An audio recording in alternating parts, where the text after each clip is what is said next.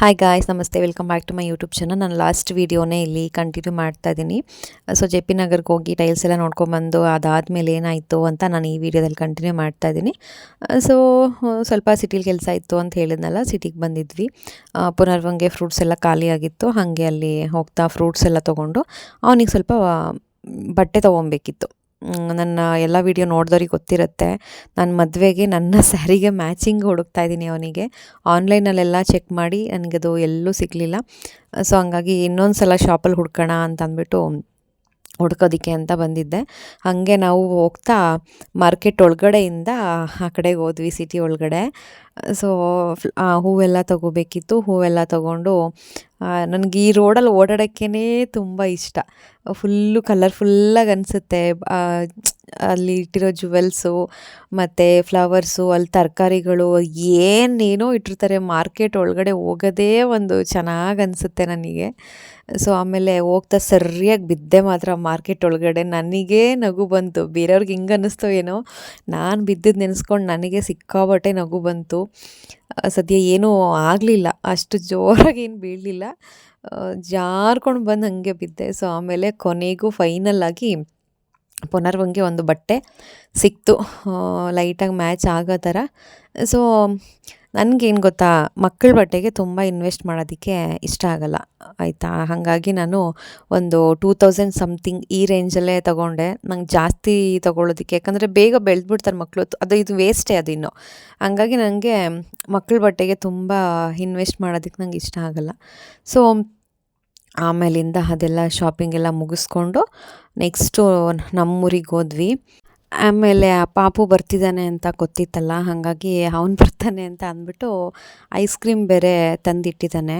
ಅಲ್ಲಿ ನೋಡಿದ್ರೆ ಅವನಿಗೆ ಬರ್ತಾನೆ ಹುಷಾರು ತಪ್ಕೊಂಬಂದಿದ್ದ. ಹಾಗಾಗಿ ನಾನು ಅವ್ನಿಗೇನು ಐಸ್ ಕ್ರೀಮ್ ಕೊಡೋಕ್ಕೆ ಹೋಗಲಿಲ್ಲ. ಅವನ್ನ ಮಲಗಿಸ್ಬಿಟ್ಟು ಬಂದು ನಾನು ಅವ್ನ ಮುಂದೆ ಅಂತೂ ನಾವು ತಿನ್ನೋಕ್ಕಾಗಲ್ಲ, ಆಯಿತಾ. ಹಾಗಾಗಿ ಅವ್ನು ಮಲ್ಕೊಂಡಾದಮೇಲೆ ಆರಾಮಾಗಿ ಕುತ್ಕೊಂಡು ತಿಂದೆ. ಇವನಿರೋದ್ರಿಂದ ಹೆಂಗಾಗಿದೆ ಅಂತಂದರೆ, ಏನು ನಾವು ಅವನ ಎದುರುಗಡೆ ಕುತ್ಕೊಂಡು ತಿನ್ನೋಕ್ಕಾಗಲ್ಲ. ಅವ್ನು ಸ್ವಲ್ಪ ಹಾಕ್ಕೊಟ್ಟಿರ್ತೀವಿ, ಬೇಗ ಬೇಗ ತಿಂದುಬಿಡ್ತಾನೆ. ಮತ್ತು ನಾವು ತಿನ್ಬೇಕಾದ್ರೆ ಮತ್ತು ನಮ್ಮ ಹತ್ರನೂ ಬರ್ತಾನೆ. ಹಂಗಾಗಿ ಒಂಥರ ಫ್ರೀಯಾಗಿ ಆರಾಮಾಗಿ ಕೂತ್ಕೊಂಡು ಎಂಜಾಯ್ ಮಾಡ್ಕೊಂಡು ನಮಗೆ ತಿನ್ನೋಕ್ಕೆ ಆಗಲ್ಲ ಅವನಿರೋದ್ರಿಂದ. ಹಾಗಾಗಿ ಅವ್ನು ಮಲಗಿಸ್ಬಿಟ್ಟು ಬಂದು ಆಮೇಲೆ ಕೂತ್ಕೊಂಡು ಐಸ್ ಕ್ರೀಮ್ನ ತಿಂದೆ. ತುಂಬ ದಿವಸ ಆಗಿತ್ತು ಈ ಥರ ನಿಧಾನಕ್ಕೆ ಎಂಜಾಯ್ ಮಾಡಿಕೊಂಡೆಲ್ಲ ಐಸ್ ಕ್ರೀಮ್ನ ತಿಂದು. ಸೊ ಆಮೇಲಿಂದ ಇದು ನೈಟು ಹೆಂಗೆ ಆಡ್ತಿದ್ದಾನೆ ನೋಡಿ ಅವನು. ಅಲ್ಲಿ ಪುಣ್ಯಕೋಟಿ ಕಥೆನ ಹಾಕಿ ಇಟ್ಬಿಟ್ಟಿದ್ದಾರೆ ಮೊಬೈಲಲ್ಲಿ. ಅದ್ರ ಮೇಲೆ ಟವೆಲ್ ಹಾಕಿ ಮುಚ್ಚಿಬಿಟ್ಟಿದ್ದಾನೆ. ಬೇಕು ಅಂತ ನಾನು ಗದರ್ತೀನಿ ಅಂತ ಗೊತ್ತಲ್ಲ ಮೊಬೈಲ್ ನೋಡಿದ್ರೆ, ಅದಕ್ಕೆ ಬೇಕು ಅಂತ ನಮ್ಮನ್ನು ಆಟ ಆಡ್ಸೋದಕ್ಕೆ ಮೆಲ್ಲಿಗೋಗಿ ಟವೆಲ್ ಎತ್ತೋದು ಮುಚ್ಚಿಬಿಡೋದು, ಹಂಗೆ ಆಟ ಆಡಿಸ್ತಿದ್ದ. ಅವ್ನು ನಿಜವಾಗ್ಲೂ ಇಲ್ಲಿಗೆ ಬಂದರೆ ಎಷ್ಟು ಖುಷಿಯಾಗಿರ್ತಾನೆ ಅಂದರೆ, ಅವನಿಗೆ ಇನ್ನೇನೂ ಬೇಡ. ನಾನು ಇಲ್ಲಿ ಹೊರ್ಗಡೆ ಕರ್ಕೊಂಡೋಗ್ಬಿಟ್ರು ಅವ್ನು ಅಷ್ಟು ಎಂಜಾಯ್ ಮಾಡಲ್ವೋ ಏನೋ. ಇಲ್ಲಿ ನಮ್ಮೂರಿಗೆ ಬಂದರೆ ಮಾತ್ರ ಅವನು ಎಲ್ಲರೂ ಇರಬೇಕು. ಅವನಿಗೆ ಸುತ್ತಮುತ್ತ ಎಲ್ಲರೂ ಬೇಕು. ಅವ್ರು ಬೇಡ ಇವ್ರು ಬೇಡ ಅಂತ ಹೇಳಲ್ಲ ಅವನು, ಎಲ್ಲರೂ ಬೇಕು ಅವನಿಗೆ. ಹುಟ್ಟಿದಾಗಿಂದ ಅವನ ಜನಗಳ ಮಧ್ಯದಲ್ಲೇ ಬೆಳೆದು ಇವಾಗಲೂ ಅವನು ಅದನ್ನೇ ಎಕ್ಸ್ಪೆಕ್ಟ್ ಮಾಡ್ತಾನೆ. ಅಜ್ಜಂಪುರಕ್ಕೆ ಬಂದರೆ ನಾನು ಬೆಳಗಿನ ಸಂಜೆ ತನಕ ನಾನು ಒಬ್ಬಳು ಮುಖನೇ ನೋಡಿ ಪಾಪ ಅವನಿಗೆ ಬೇಜಾರಾಗಿರುತ್ತೆ. ಇಲ್ಲಿಗೆ ಬಂದರೆ ಅಷ್ಟೇ ಎಂಜಾಯ್ ಮಾಡ್ತಾನೆ, ತುಂಬ ಖುಷಿ ಪಡ್ತಾನೆ. ಸೊ ಆಮೇಲಿಂದ ತೋಟದಿಂದ ಎಳ್ನೀರು ಥರ ಕೇಳಿದ್ದೆ, ತೊಗೊಬಂದಿದ್ದ. ಅವನಿಗೆ ಫುಲ್ಲು ಡಿಹೈಡ್ರೇಟ್ ಆಗಿಬಿಟ್ಟಿದೆ. ಶೀತ ಆದರೆ ಆಲ್ಮೋಸ್ಟ್ ಹಾಗೆ ಆಗುತ್ತೆ. ಮುಖ ಎಲ್ಲ ಫುಲ್ಲು ಡ್ರೈ ಅನ್ನಿಸ್ತಿದೆ, ನೋಡಿದ್ರೆ ಗೊತ್ತಾಗ್ಬಿಡುತ್ತೆ ಶೀತ ಎಲ್ಲ ಇದ್ದಿದ್ದರಿಂದ. ಸೊ ಹಂಗಾಗಿ ನಾನು ಡಾಕ್ಟ್ರನ್ನ ಕೇಳ್ಕೊಂಡೇ ಹೋಗಿದ್ದೆ, ಎಳ್ನೀರೆಲ್ಲ ಕೊಡ್ಬೋದಾ, ಅದು ಶೀತ ಇದ್ದಾಗ ಕೊಡ್ಬೋದಾ ಅಂತ. ಏನೂ ಇಲ್ಲ, ಕೊಡ್ಬೋದು. ಜನಗಳಿಗೆ ಅದ್ರ ಮೇಲೆ ನಂಬಿಕೆ ಇಲ್ಲ ಅಷ್ಟೇ, ಕೊಡಬಾರ್ದು ಅಂತ ಅವರೇ ಫಿಕ್ಸ್ ಆಗಿಬಿಟ್ಟಿದ್ದಾರೆ.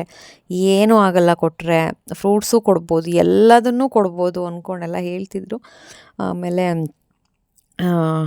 ಕುತ್ಕೊಂಡು ಕುಡ್ದ ಆರಾಮಾಗಿ ಎಳ್ನೀರನ್ನ. ಫುಲ್ಲು ಡಿಹೈಡ್ರೇಟ್ ಆಗಿಬಿಟ್ಟಿದೆ ಅವನಿಗೆ.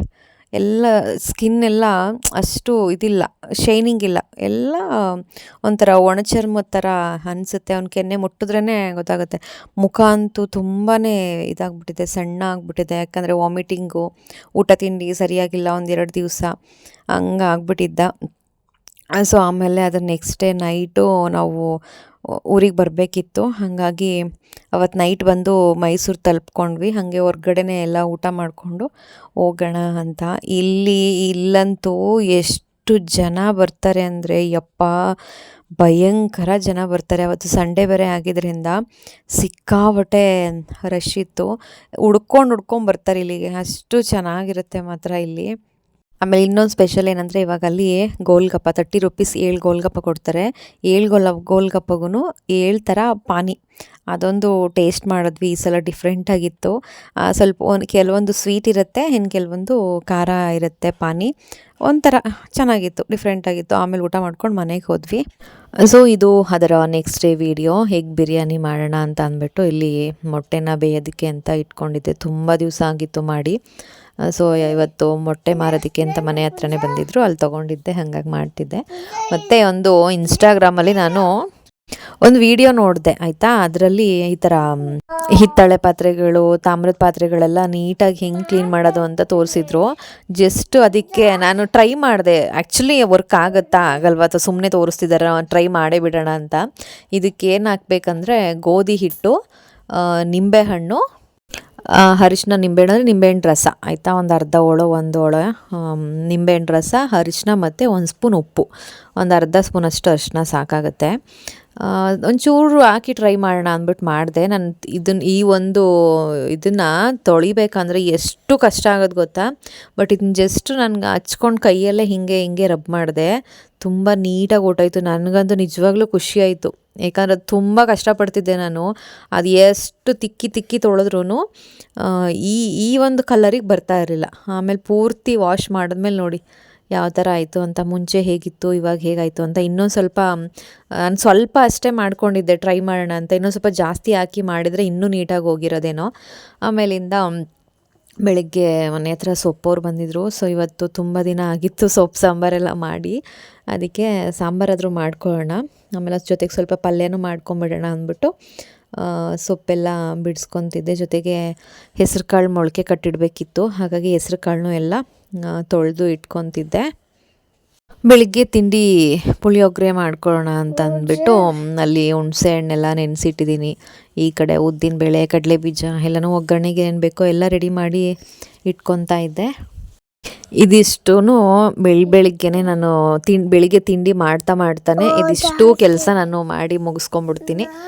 ಮತ್ತು ತಿನ್ನೋದಕ್ಕೆ ಅಂತ ರಾತ್ರಿ ನೆನೆಸಿಟ್ಟಿದ್ದೆ ಬಾದಾಮಿ, ದ್ರಾಕ್ಷಿ ಅದನ್ನು ತಿನ್ನಬೇಕು. ಮರ್ತೇ ಬಿಡ್ತೀನಿ, ಸುಮ್ಮನೆ ನೆನೆಸಿಡ್ತೀನಿ ಅಷ್ಟೇ, ಮರ್ತೇ ಬಿಡ್ತೀನಿ. ಅವನಿಗೆ ನೆನ್ಪಿಟ್ಕೊಂಡು ಕೊಡ್ತೀನಿ, ಎದ್ದಿದ ತಕ್ಷಣ ಕೊಟ್ಬಿಡ್ತೀನಿ.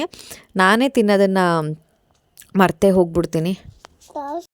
ಸೊ ಆಮೇಲಿಂದ ಒಂದು ಸ್ವಲ್ಪ ಆಚೆ ಹೋಗಬೇಕಿತ್ತು, ಏನೋ ಸ್ವಲ್ಪ ಕೆಲಸ ಇದೆ, ಹೋಗಬೇಕಾಗಿತ್ತು. ಹಾಗಾಗಿ ರೆಡಿ ಆಗ್ತಾ ಇದ್ದೆ. ಸೊ ನಾನು ಒಬ್ಬಳೇ ಹೋಗೋಕ್ಕಾಗ್ತಿರ್ಲಿಲ್ಲ ಪುನರ್ವನ್ನು ಕರ್ಕೊಂಡು. ಹಾಗಾಗಿ ಸುಜುಗೆ ಕ್ಲಾಸಿಂದ ಕರ್ಸ್ಕೊಂಡಿದ್ದೆ ಕಾಲ್ ಮಾಡಿಬಿಟ್ಟು, ಒಂದು ಸ್ವಲ್ಪ ಬಂದು ಹೋಗು ಅಂದ್ಬಿಟ್ಟು. ಸೊ ಅದೆಲ್ಲ ನಿಮಗೆ ಯಾಕೆ, ಎಲ್ಲೋ ಹೋಗ್ತಾ ಇದ್ದೀನಿ, ಏನಕ್ಕೆ, ಏನು ಎತ್ತ, ಅದೆಲ್ಲ ನಿಮಗೆ ಮುಂದಿನ ದಿನಗಳಲ್ಲಿ ಗೊತ್ತಾಗುತ್ತೆ. ಸದ್ಯಕ್ಕೆ ಇಷ್ಟಿರಲಿ. ಹಂಗೆ ಗಾಡಿ ತೊಗೊಂಬರೋದಕ್ಕೆ ಅಂತ ಕಾಲೇಜ್ ಕಡೆ ಹೋಗಿದ್ದಾಗ ಪುನರ್ವನ್ನು ಕರ್ಕೊಂಡು ಹೋಗಿದ್ದ. ಅಲ್ಲಿ ಸುಜು ಫ್ರೆಂಡ್ ಒಬ್ಬಳು ಅವನಿಗೆ ಪುನರ್ವಂಗೆ ಅಂತ ಬ್ಯಾಂಡ್ ಹಾಕ್ಕೊಂಡಿದ್ದಾನಲ್ಲ, ಆ ಬ್ಯಾಂಡ್ ತಂದು ಇಟ್ಕೊಂಡಿದ್ಲಂತೆ ಪಾಪ ಅವಳು. ಅಷ್ಟು ದಿವಸದಿಂದ ಅವನು ಸುಮಾರು ದಿವಸದಿಂದ ಕಾಲೇಜಿಗೆ ಕರ್ಕೊಂಡೇ ಹೋಗಿರಲಿಲ್ಲ ಪುನರ್ವನ್ನ, ಹಂಗೆ ಇಟ್ಕೊಂಡಿದ್ಲಂತೆ. ಇವತ್ತು ಕಾಲೇಜ್ಗೆ ಹೋಗಿದ್ನಲ್ಲ, ಹಾಗಾಗಿ ಇವತ್ತು ಕೊಟ್ಟು ಕಳಿಸಿದಾಳೆ. ಈಗ ಸದ್ಯಕ್ಕೆ ಅದು ಅವ್ನಿಗೆ ಹೊಸ್ತಲ್ವ, ಹಾಗಾಗಿ ಅವನು ಅದನ್ನು ಬಿಡ್ತಾನೆ ಇಲ್ಲ. ಅದು ಮನೇಲೂ ಹಾಕ್ಕೊಂಡಂಗೆ ಇರ್ತಾನೆ, ಹೊರ್ಗಡೆನೂ ಹಾಕ್ಕೊಂಡಂಗೆ ಇರ್ತಾನೆ.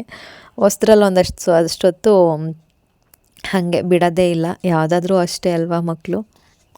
ಓಕೆ ಗಾಯ್ಸ್, ಮನೇಲಿ ಏನಂದರೆ ಏನೂ ಕೆಲಸ ಆಗಿಲ್ಲ, ತಿಂಡಿ ಒಂದು ಆಗಿದೆ ಅಷ್ಟೇ. ಎಲ್ಲ ಕಸ ಗುಡಿಸಿಲ್ಲ, ನೆಲ ಒರೆಸಿಲ್ಲ, ಪಾತ್ರೆ ತೊಳೆದಿಲ್ಲ, ಎಲ್ಲ ಕೆಲಸನೂ ಹಂಗಂಗೆ ಬಿಟ್ಟು ಅರ್ಜೆಂಟಲ್ಲಿ ಹೊರಟಿದ್ದೀನಿ ಇವಾಗ. ಓಕೆ ಗಾಯ್ಸ್, ಸದ್ಯಕ್ಕೆ ಇವಾಗ ನಾನು ಈ ವ್ಲಾಗನ್ನು ಇಲ್ಲಿಗೆ ಎಂಡ್ ಮಾಡ್ತಾಯಿದ್ದೀನಿ. ಮತ್ತೆ ಹೊಸ ವ್ಲಾಗ್ ಜೊತೆ ನಿಮಗೆ ನಾನು ಮತ್ತೆ ಸಿಗ್ತೀನಿ. ಅಲ್ಲಿ ತನಕ ಟೇಕ್ ಕೇರ್, ಟಾಟಾ, ಬಾಯ್.